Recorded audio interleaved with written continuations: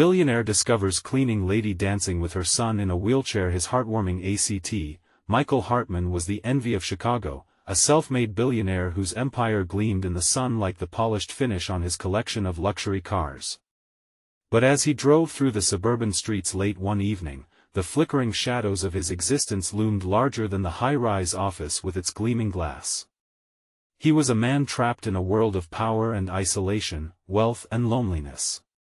It was after another grueling day at the top that he stumbled upon something surprising, a moment of pure joy breaking through the mundane. Through the open window of a modest brick home, he saw Rosa, a cleaning lady, dancing with her son Jeremy. Her laughter floated out into the cool night air, a melody that struck a chord deep within Michael's chest. Twirling gracefully, Rosa radiated warmth and unfiltered happiness as she sang along with the music. Jeremy, a bright boy confined to a wheelchair, didn't he appear to notice the constraints of his situation. His eyes sparkled with delight, matching the rhythm of his mother's movements. For a fleeting moment, Michael saw the essence of family, the heart and soul of America, not in his board meetings or stock options, but here, in this small living room where love outshone wealth. Caught off guard by the vibrant scene, Michael parked his sleek car at the curb, mesmerized. The contrast was stark. Rosa embodied resilience, hope, and the struggle of daily life, a world he often ignored while focused solely on profit margins and social status. He felt a tightness in his chest as realization washed over him. What had he lost in pursuit of his riches? He, who had everything, felt profoundly empty. He stepped out and walked closer, compelled by a stirring urge to connect. However, as he approached, the laughter faded into the background. Rosa caught sight of him and halted her joyous dance, her expression shifting from delight to apprehension. "Can I help you?" she asked, her voice tinged with caution. Michael was taken aback. He offered to help, to support, to share his resources, but Rosa's fierce resistance met him. "I appreciate the offer, but I work hard for what I have. I don't need charity," she replied, her pride shimmering as bright as her smile moments before. "Before we continue, I need to let you know about something important that's happening. YouTube has been making changes to the system and many people are losing notifications from channels they follow. If you're enjoying the content, hit that bell and mark all notifications so you don't miss the next videos. And if you can drop a like, it really helps me with reach. Seriously, it makes a difference. Oh, let me know in the comments where you're watching from. I'm always curious to know who's on the other side of the screen." Now let's continue. Michael couldn't shake off the feelings swirling inside him: guilt, privilege, confusion. It struck him hard that while he was navigating a world defined by wealth, Rosa was embodying a life filled with dignity and strength. As days turned into weeks, he found himself drawn into a fragile bond, yet miscommunications threatened to unravel it. Words exchanged over evening sometimes fell flat, cultural gaps widening their divide. As he immersed himself in Rosa's story, the whispers and disapproval of past friends echoed louder in his mind. Could he step away from their expectations, from the confines of his status, and really understand what was at stake? Could he dare to see the beauty in this dance of resilience that Rosa and Jeremy shared? Straddling two worlds, a billionaire with a conscience and a single mother fighting for survival, Michael faced a turning point that would bleed into both their lives. How could he redefine success when the heart of it pulsed with the love of a cleaning lady dancing joyfully, teaching him what truly mattered? He stood at a crossroads, teetering on the edge of something new, wondering if he could find a way to bridge the vast chasm between them. As he took a deep breath, the weight of the choice looming overhead, could he accept the challenge to champion not just his own journey, but also the indomitable spirit of a woman who embodied the real American dream? Michael couldn't shake the vision of Rosa and Jeremy dancing. Their joy had left an imprint on his soul, but the chasm of their lives felt daunting. As days passed after that night, Michael found himself parking near their home more frequently. Each time, he would sit in his car, watching Rosa and Jeremy light up their living room with laughter and music, unaware of the billionaire lurking on the edge of their world. Despite his wealth, Michael felt richer in those moments, alive with hope and possibility. But he also felt a pang of guilt gnawing at him. Was it right to want to be a part of their lives? Each visit left him craving connection but unsure how to breach the gap. Rosa's fierce independence clashed with his desire to help, prompting an inner conflict that threatened to consume him. One evening, driving home from another unavoidable dinner meeting, he turned the car around. He was restless, every fiber of his being urging him to take action. This time, instead of lingering in the shadows, he decided to knock on Rosa's door. Taking a deep breath to steady himself, he approached the humble entrance, his heart racing. Rosa opened the door slowly, the surprise melting into a cautious smile. "Mr. Hartman, please, call me Michael," he interjected, his tone softening, inviting. "I've been watching you and Jeremy dance. I'd love to join you." A flicker of uncertainty crossed her face, but there was also curiosity, a glimmer of recognition that he wasn't just some rich intruder. "You want to dance?" "I do. And I want to listen." "About you, about Jeremy." He hesitated, searching for the right words. "I think you have something precious that I want to understand." Rosa stepped back, encouraging him inside. They settled into the warmth of the living room, the faint sound of music still vibrating in the air. Jeremy wheeled himself over, beaming up at Michael with innocent curiosity. "Are you here to dance?" he asked, his voice bright and confident. Michael felt a smile break across his face. "Yes, if you'll have me." Rosa laughed, a sound like sunshine, easing the tension in the room. "You might regret it." We danced to our own beat. As the music began to play, Michael found himself swept up in the rhythm. With each turn and giggle from Jeremy, he discovered a side of himself he hadn't known existed, the man who could let loose, who could find joy beyond the confines of his corporate persona. They danced together, a makeshift family forging a bond through laughter and rhythm, as if the dance floor had been created just for them. In that moment, the walls Michael had built around his heart began to crumble, revealing something warm and bright. He was simply a man, a friend, and not just a billionaire. The light in Rosa and Jeremy's eyes ignited his spirit in ways he had never imagined, yet, as the music slowed and their laughter faded into the background, another truth emerged. Their lives were not as neatly interconnected as this dance implied. Michael's world was still full of expectations and barriers. Could he truly penetrate the fabric of their lives without tearing it apart? As Rosa watched him, her expression turning serious, the uncertainty loomed heavy. "You might not understand who I am, Michael. This isn't just dancing, it's survival." He stepped closer, heart pounding. "Then help me understand." Could he truly grasp the complexity of her life? The answer hung in the air, mingling with the notes of the fading song, as Michael realized that understanding would not come easy. As he stared into Rosa's determined eyes, he felt the stakes rising. The road ahead was fraught with challenges, but also with hope, a chance for a partnership that might change them both. Would he dare to take a chance on something that felt so right, despite the threats of the world outside? The next morning dawned bright and fresh, but unease settled like a fog in Michael's chest. He sat in his spacious office overlooking the city, a world of glass and steel, yet he felt trapped. Glancing at the piles of paperwork, he couldn't shake the memory of Rosa's words. This isn't just dancing, it's survival. What did that really mean? He opened his laptop, but the screen blurred in front of him. Instead, his mind drifted back to the laughter of Jeremy, the way he had lit up when they danced. It felt contagious, inexplicable, as if joy could be shared like a tangible object. But could he really help them? Or would he just make things more complicated? "Michael?" His assistant's voice broke through his thoughts. Sandra, ever the diligent worker, stood in the doorway, frowning. "You okay? You've been off all morning." "Yeah, I'm fine." He offered a tight smile, though he felt anything but. As the day went on, he tried to push through work, attending meetings and answering emails. But each time he tried to focus, thoughts of Rosa and Jeremy tugged at his heart. That afternoon, he made a decision. He'd visit them again, but this time, he wouldn't hide behind a facade of wealth. He wouldn't arrive as the billionaire Michael Hartman but as a man who genuinely wanted to connect. After stopping by a local bakery for some treats, he parked outside their cozy home once more. The familiar flutter of anxiety danced in his stomach, but this time he embraced it.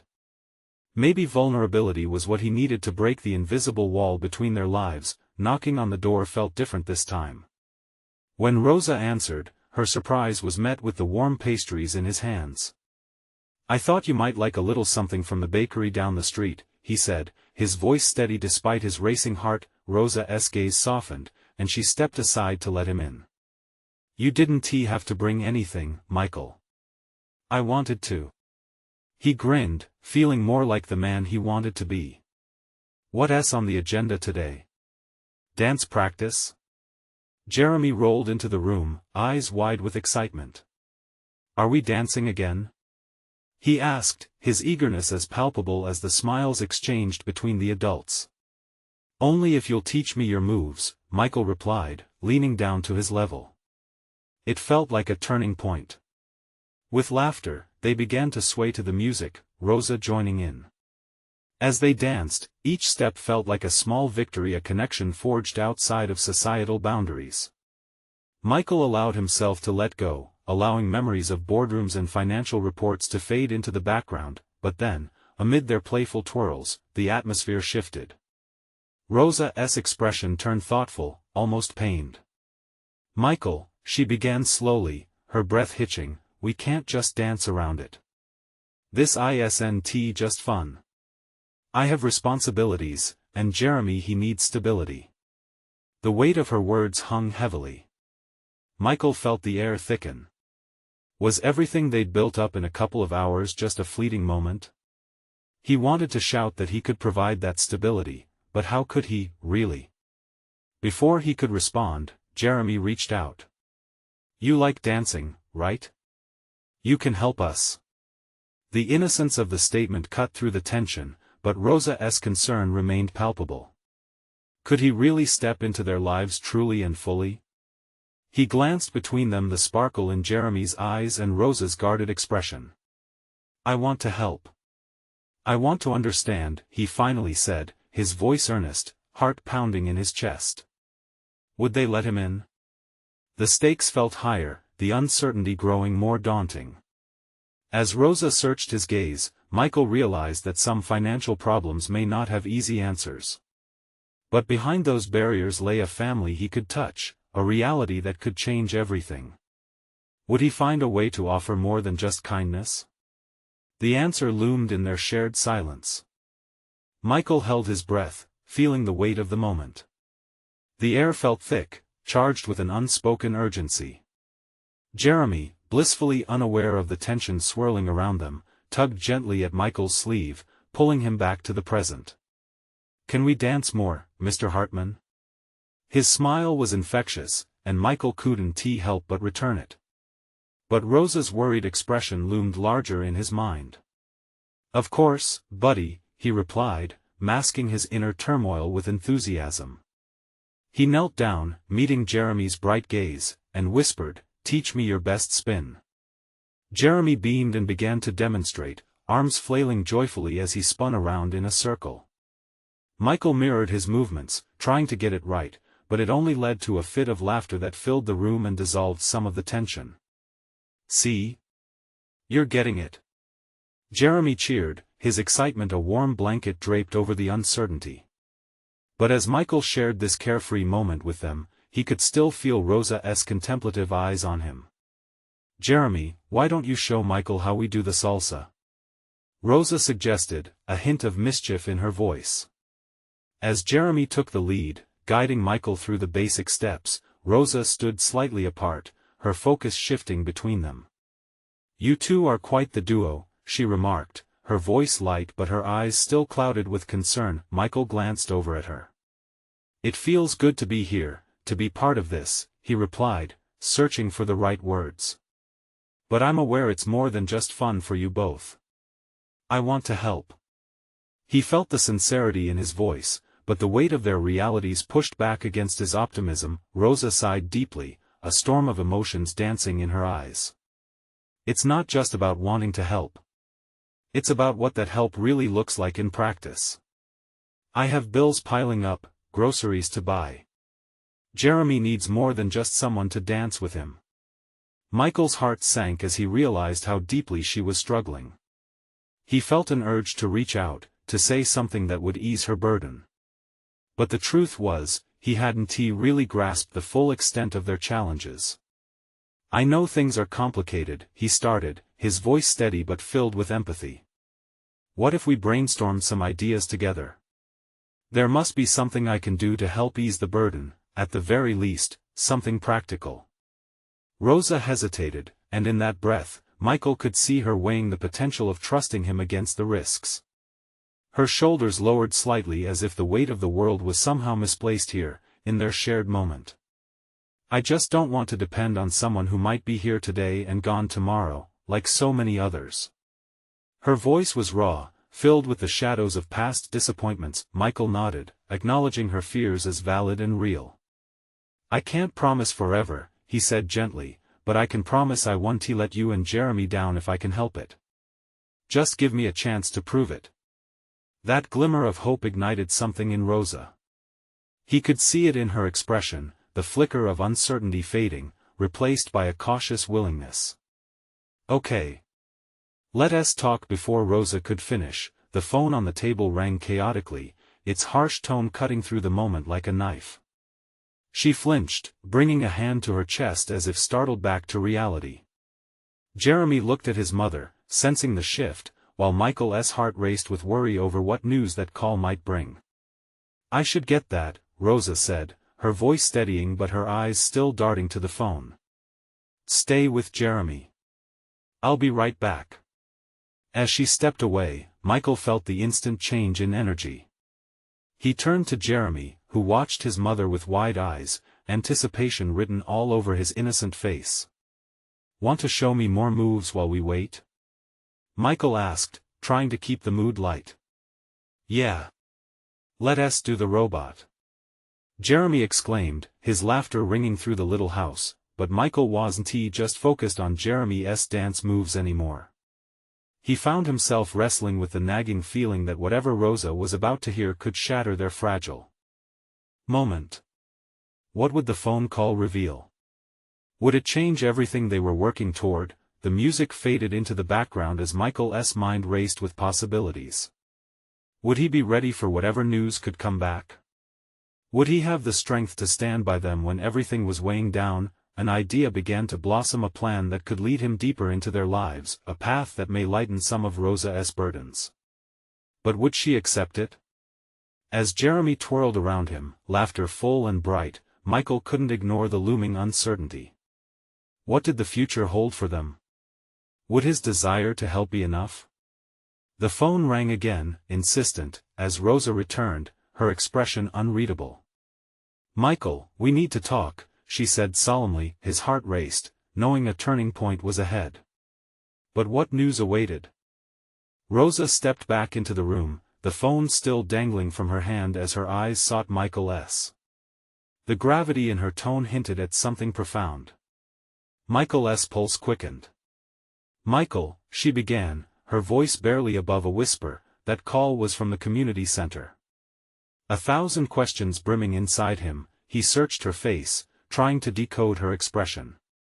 What did they say? He pressed gently, knowing that whatever it was, it would shape their next steps. They have a program for families like ours. They might be able to assist with some of the costs. But it's not charity. It's more of an application process, and I need to go to a meeting about it. Her breath hitched slightly. I should have gone months ago, but she faltered, glancing away, ashamed. But?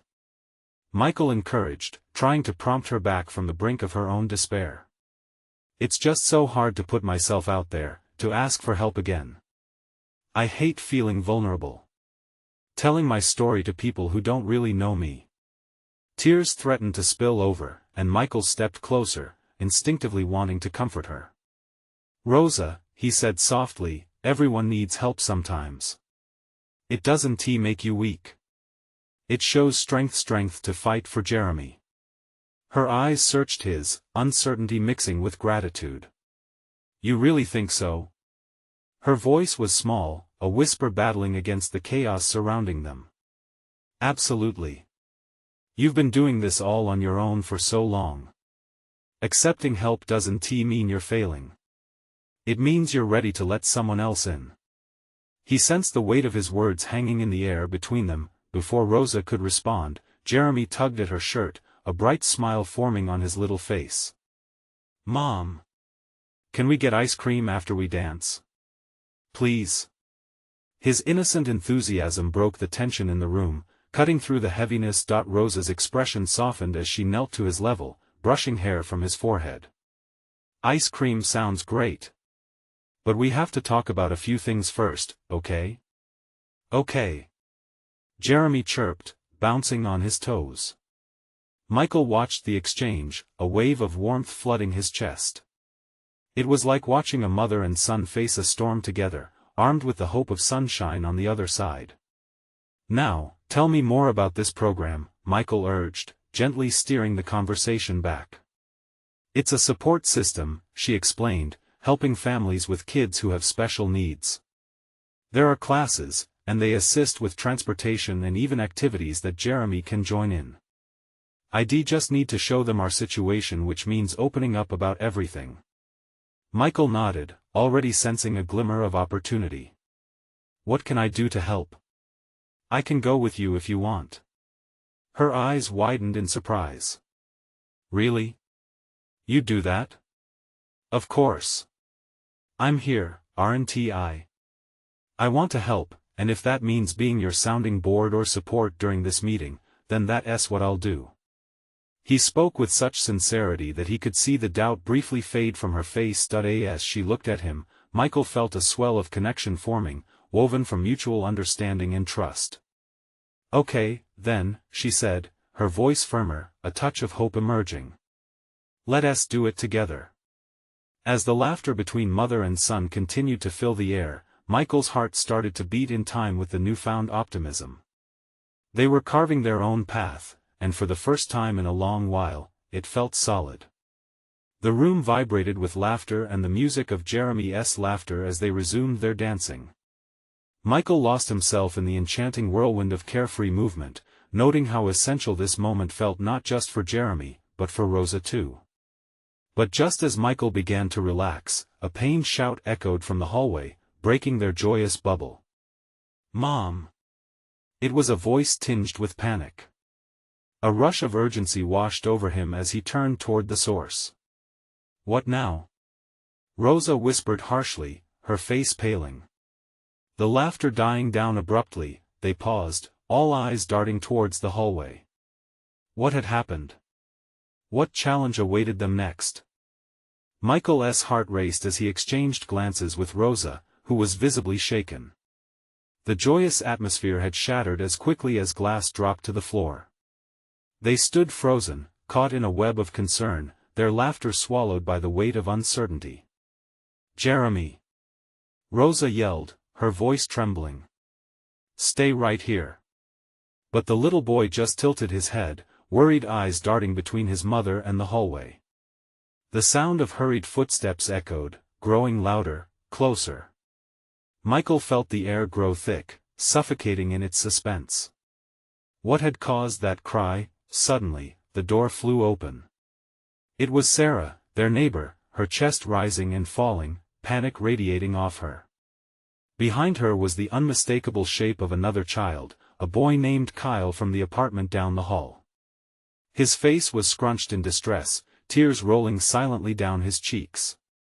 Jeremy, he fell, Sarah blurted out, her voice strained and breathless. We were playing and he had just happened so fast. Rosa's expression shifted from shock to instant worry. What do you mean he fell? Is he okay? She moved instinctively, her maternal instincts kicking into high gear. Kyle stepped forward, his tiny hands balled into fists at his sides. He wasn't trying to, I swear. He just lost his balance when we were dancing. Michael's stomach dropped. He rushed to the doorway, glancing back at Rosa, who visibly swayed as she processed the information. He could see the panic in her eyes as she stepped firmly beside him. "Where is he? Where's Jeremy?" "He's in our apartment," Kyle answered, his voice trembling. "He just started crying. He didn't want to, but it really scared him." That was all it took. Without another word, Rosa rushed down the hall, and Michael followed close behind. A pounding heart echoed in his ears as he caught sight of their apartment door, wide open, the sound of small whimpers emanating from within. As they entered, the scene broke Michael's heart. Jeremy, tears streaming down his face, was hunched over on the floor, struggling to right himself after tipping over in his chair. His little frame trembled with emotion. Suddenly, the dance and laughter felt like a lifetime ago. "Mommy!" Jeremy's eyes lit up with a mix of relief and continued fear as his mother swept him into her arms. "Sweet boy, I'm here," Rosa whispered fiercely, rocking him as she cradled him close. The warmth of her presence seeped into Jeremy, calming the storm. Michael knelt beside them, trying to gauge the situation. "Are you hurt?" he quietly asked, careful not to overwhelm the child further. Jeremy shook his head, sniffling, looking up at Michael. "I just got scared," he managed between hiccups, the vulnerability in his eyes tearing at Michael's heartstrings. Rosa rubbed Jeremy's back soothingly, a wave of relief washing over her. "That's okay, honey. It's okay to feel scared," she murmured, her voice low and gentle. Michael felt the intensity of the moment surrounding them. The hurt, the fear, and the love all coalesced in that small, messy living room. He knew there would always be moments like this that threatened to unravel them. But it was exactly in these moments that they would find their strength. Overwhelmed by the emotional gravity, Michael reached out, brushing Jeremy's hair back gently with a comforting smile. "See? You were brave, Jeremy. You tried something new, and that's what counts." As the first hints of laughter returned, Rosa looked at Michael, her eyes glistening with gratitude and something unspoken, a silent bond forged deeper in the fire of their shared struggles. Just as peace began to fill the room once more, Jeremy piped up, his little voice breaking the silence like sunlight breaking through the clouds. "Can we still get ice cream? Please?" Both Michael and Rosa chuckled, and before she could even reply, Jeremy added, "With sprinkles?" The laughter flowed again, lighter now, resembling a distant chorus of hope. But as they turned to continue their day, the doorbell chimed, an unexpected interruption that left them all glancing towards the door. "What now?" Rosa asked, curiosity and unease mingling in her tone. Michael followed her gaze, full of questions. Who could it be this time?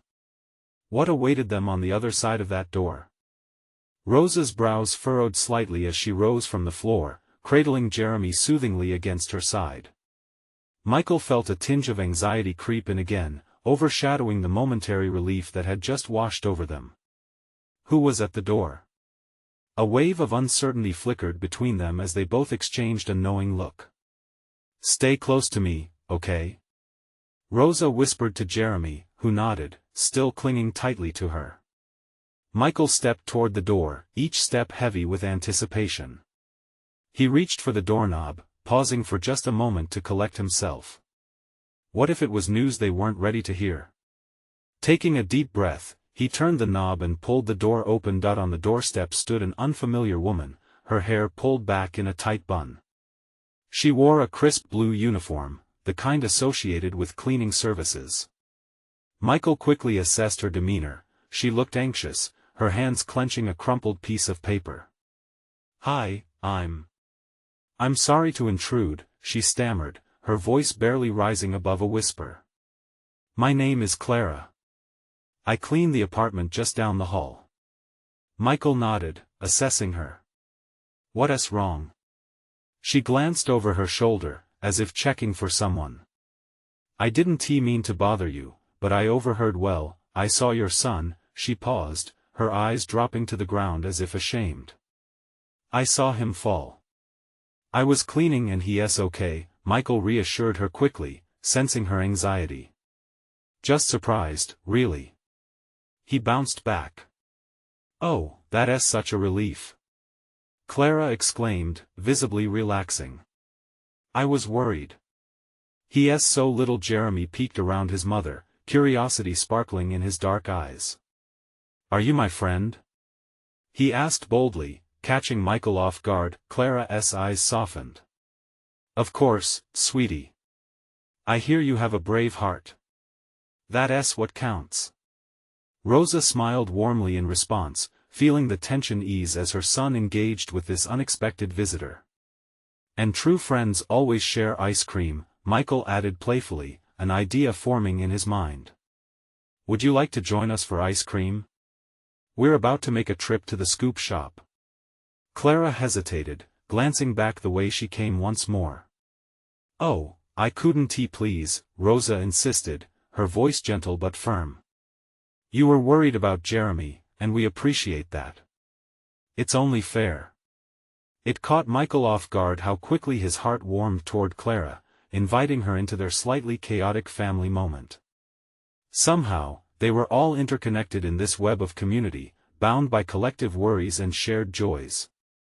Okay, I'd love that, Clara finally replied, her smile shy but genuine. Thank you. There was a slight shift in energy in the room, it felt lighter, more open. Jeremy cheered and clapped his little hands together. The fear from moments ago faded slowly but surely, replaced by something else, an unshakable feeling of warmth and connection. As they began to gather their things for the trip, Clara quickly took a step to the side, clutching her paper in her hand. I also wanted to give you this, she said, her voice gaining a hint of strength. It's a notice about a community event at the park next week. They're offering games and activities for kids. I thought Jeremy might like it. Michael's eyes brightened. That sounds incredible. Thank you for thinking of us. With the three of them stepping into the glow of the afternoon sun, Michael felt a burgeoning connection, not just within his family but with the world around them. Each interaction, each moment, seemed to stitch a stronger fabric of community, woven tight by shared experiences. As they made their way outside, a voice echoed behind them. Excuse me. Are you all going to the park? They turned to see a man approaching, curiosity on his face. Michael squinted at the stranger, there was something familiar about him. Who are you? Michael asked, his heart starting to beat faster again, a new wave of curiosity washing over him. The man smiled widely, as if he had been waiting for this moment. Let me introduce myself. My name is Alan, and I have an ice cream truck parked just around the corner. Michael felt his heart race, a mixture of excitement and uncertainty swelling within him. What was the man's true motive? Michael stood frozen for a heartbeat, the unexpected introduction hanging in the air. Alan's warm smile didn't match the sudden knot twisting in his stomach. An ice cream truck? It felt too simplistic amid the complicated emotions that had settled over them after Jeremy's fall, yet there was something infectious about Alan's enthusiasm. Is there ice cream that cures bad days? Clara joked nervously, her grip on the paper tightening as if it held her grounded.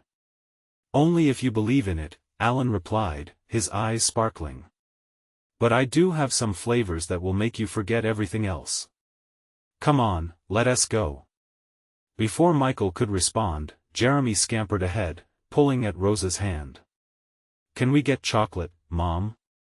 Please. Rosa laughed lightly, her eyes dancing as she exchanged glances with Clara. I think that can be arranged. With Jeremy leading the way, the heaviness that had lingered just moments before started to lift. Alan walked alongside them, casually chatting. This is a good neighborhood.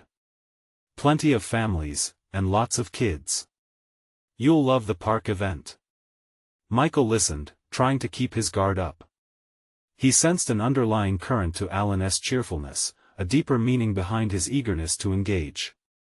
Do you have kids too? Michael asked, trying to peel back the layers of Alan's exuberance. No, just a couple of younger siblings. My ice cream truck has turned into something of a child magnet, Alan said with a chuckle. I figured if I can bring smiles to kids, then I'm doing my job right. As they approached the truck, Jeremy was practically vibrating with anticipation. The bright colors of the truck painted a cheerful scene against the backdrop of a looming building. Once they gathered around the truck, Alan opened the door, revealing an array of flavors, each tub promising sweetness and joy. What'll it be? He asked, his eyes twinkling with excitement. I'll have vanilla, please. Jeremy exclaimed, jumping up and down. Michael felt something in his chest tighten. He wanted to enjoy this moment, to bask in Jeremy's joy, but the nagging feeling that Alan was somehow more than just an ice cream vendor burrowed deeper in his mind. Do you always work solo? Clara asked as she scanned the flavors, trying to blend into the jovial atmosphere while avoiding locking eyes with Alan. Usually, yes. It's a lot of haul by yourself, but I can manage. I got this truck from my grandfather and it's helped me keep good memories alive, Alan said, then paused. But every now and then, it's nice to share it with someone. Michael forced a smile. There was a story beneath the surface of loss, of hope, of family. But all he could focus on at that moment was Jeremy and the childish glee that lit up his face when Alan handed him a cone stacked high with 2 scoops of chocolate. That looks delicious, buddy, Rosa said, rubbing her son's back. A warmth spread through her, a reflection of the love they were all sharing. As the three of them dug into their cherished treats, laughter echoed in the air, threading through their conversation seamlessly. Yet, Michael couldn't shake the feeling that something significant was unfolding, something that would change the course of their lives. A child dancing in a wheelchair, a note of community, and now a stranger with a hidden intention, the threads were intertwining in ways he couldn't quite grasp. Suddenly Clara turned to Alan. What's your story? You seem to know this neighborhood pretty well. Alan hesitated, his cheerful demeanor faltering for just a moment. You could say I've been around the block a few times. Life has a funny way of bringing people together. Michael's curiosity piqued. What exactly had Alan experienced that brought him back here, into their lives? Those words hung in the air, resonating with an unspoken urgency. As the cheerful chatter faded into the background, Alan added, sometimes the biggest surprises come when you're just trying to get by. In that instant, Michael realized this was just the beginning of a deeper journey. Something was about to unfold, a revelation waiting to connect all of them in ways they couldn't yet see. Wait, Michael said, stepping closer. What do you mean by that? And the moment hung heavy between them, a promise of the unknown. What was Alan hiding? Alan's smile faded slightly, and his gaze dropped to the ground, as if he were searching for the right words in the cracks of the pavement. Michael could see a flicker of vulnerability, a crack in the facade of joviality that Alan had built. This wasn't just a random ice cream truck owner. There was something profound in his words, something that felt almost too personal for them to share at that moment. It's just life has a way of throwing things at you when you least expect it, Alan finally replied, brushing his hand through his hair, the light catching the gold flecks in his brown locks. You think you know where you're going, then suddenly, you find yourself somewhere you never imagined. The group fell silent, the laughter and chatter from earlier morphing into a contemplative hush.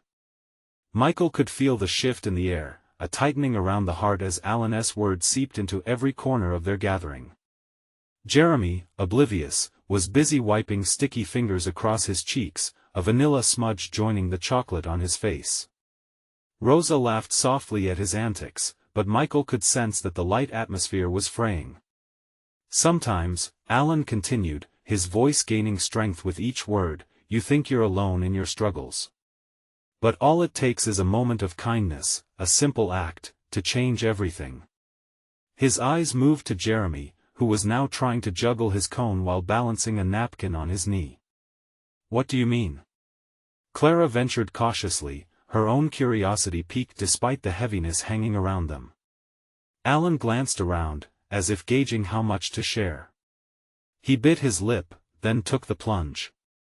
A couple of years ago, I lost someone very important to me. My grandfather. He raised me, taught me the value of community and connection. When he passed, I felt lost. It was my way of bringing a piece of him back, giving joy to others. To make sure that no one felt alone. Michael exchanged a glance with Clara and Rosa. There was an understanding that radiated between the three of them, now a shared, unspoken bond in the midst of their collective grief. Helping others helps you too, huh? Rosa said softly, her voice laced with empathy. Alan nodded, a somber smile breaking through his earlier enthusiasm. Exactly. And sometimes, it helps you see what you need for yourself. You can spend too long in your bubble, thinking you're just getting by. Michael felt the knot in his stomach loosen slightly. There was something warming about Alan's story, even amid the sorrow. It resonated with him deeply. In that moment, a little hand tugged at Alan's shirt. Jeremy's innocent face, smeared with ice cream, broke through the gravity surrounding them. "Can I have a sprinkle?" he asked, eyes wide with expectation. Alan chuckled, the heaviness lifted by the child's request. "Absolutely. That is essential for every ice cream," he said, kneeling down to Jeremy's level, the bond between adult and child forming a vibrant picture of joy. For Michael, watching this connection unfold was an awakening. How often had he focused on his own worries, failing to notice the small acts of kindness that connected them all? A sudden urge to do more, to be better, sparked within him like a flicker of light piercing through darkness. Clara, sensing the shift, turned to Alan once more. "You know, your grandfather would be proud of you. His legacy lives on through this truck and in all the smiles you bring." Alan's eyes glistened as a smile broke free. "Thank you. That means a lot." But then, as if summoned by the energy swirling in the air, a shadow crossed their little circle. A figure stood off at a distance, watching. "Who is that?" Michael muttered under his breath, sensing the weight of something unknown bubbling under the surface yet again. Alan's expression changed, a flicker of uncertainty igniting behind his eyes. I don't know whoever it was." They were observing them closely, as if trying to inch closer to Alan's world. In that moment, the air thickened again, uncertainty creeping back. What did this new stranger want? What ties linked them to Alan's past? Something about that presence felt unsettling, and Michael felt his heart rate quicken. Whatever was unfolding, it seemed far from over. "Look," he said sharply, shifting closer to Alan, "I think we should know who that is." The suspense crackled in the air like static, waiting to spark into a revelation. What did this new person want? Alan's expression tightened as he locked eyes with the stranger lingering just beyond the threshold of the bustling street. Confusion blended with unease swept through the group like a whirlpool. Michael, feeling a surge of protectiveness for the little community they had formed in this moment, took a step closer to Alan. "Do you know them?" The stranger, a tall man with an unkempt appearance and an intimidating stance, remained silent, as if surveying the scene before him. Michael caught a glimpse of tension in Alan's stance, and it sent alarm bells ringing in his mind. He couldn't let fear shatter the joyful atmosphere that had blossomed around Jeremy, Rosa, and Clara. "You okay?" Michael asked, directing his attention to Alan, who was now visibly shaken. The ice cream truck felt like a bubble of comfort floating precariously while reality loomed outside. Alan looked hesitant. "It's complicated," he finally said, glancing back at the stranger. "He is someone I used to know." "Used to know?" Rosa asked, curiosity lacing her words. Alan nodded slowly. "Let us just say our paths crossed at a difficult time in my life." The sorrow in his voice was palpable, as if each word weighed heavily on his heart. Without warning, the stranger took a step closer. The tension in the air thickened, and Jeremy instinctively pressed against Rosa, sensing the shift. "Alan," the tall man called out, his voice rough as gravel, stretching the silence. "I'm not here to cause trouble. Just want to talk. Alan hesitated, uncertainty reflected in his eyes. Talk about what? The man shrugged, his gaze darting to the gathering beside the ice cream truck. Looks like you've moved on. Found yourself a little family. Not your business, Alan shot back defensively, the earlier warmth of connection ebbing away like tides retreating from the shore. Why can't you just let go? The stranger pressed, an edge creeping into his tone. We had a deal. You don't get to pretend like everything's fine now. Michael's instinct screamed to intervene. This wasn't just about Alan anymore, it felt personal, a conflict between past and present playing out in front of them. Rosa glanced at Michael, her worry etched across her face. He could feel the tension building within the air, each heartbeat echoing the urgent need to protect their makeshift family. Maybe it's time for you to leave, Michael said firmly, asserting himself as the barrier between the past and the hopeful future blossoming in front of them. His voice was unwavering, grounded in the newfound sense of responsibility he felt for the people surrounding him. The stranger turned, eyebrows raised in mild disbelief. And who are you to interfere? Someone who knows what it means to find a family, Michael shot back, the power of his words igniting an unfamiliar fire inside him. The stranger took a step back, the weight of Michael's conviction hanging in the air. Fine. He glanced one last time at Alan, then turned to walk away, melting back into anonymity. But don't say I didn't warn you. As the immediate tension evaporated, Alan exhaled a breath he seemed to have held for far too long. Jeremy, sensing that the storm had passed, lifted his chin and said, "Can we go get ice cream now?" The innocence of his question broke the tension, redirecting the focus back to joy. Alan smiled, visibly relieved, kneeling before Jeremy with renewed spirit. Absolutely. What flavor are you going to pick, buddy? Chocolate. With sprinkles. Can I help pick those sprinkles? Clara chimed in, her warmth spreading a blanket of comfort over the group once more. As laughter bubbled back to life, Michael felt the shift unexpected kindness had woven them together, despite all odds. They were a patchwork of tales, stitched by struggles but bound by joy, dancing through life's uncertainties together. Alan now seemed more than just an ice cream vendor. He had become a part of this moment, a vital pulse in the rhythm of their growing camaraderie. Michael's heart swelled with gratitude, feeling a bond form, unlike any he'd experienced before. Can we just enjoy our ice cream? Rosa asked, raising her cone in a toast. To new friends and brighter days. The group echoed her sentiment, laughter echoing through the street as they shared their treats. As they savored their ice cream, an overwhelming realization washed over Michael. Each challenge they faced was a chance to grow closer.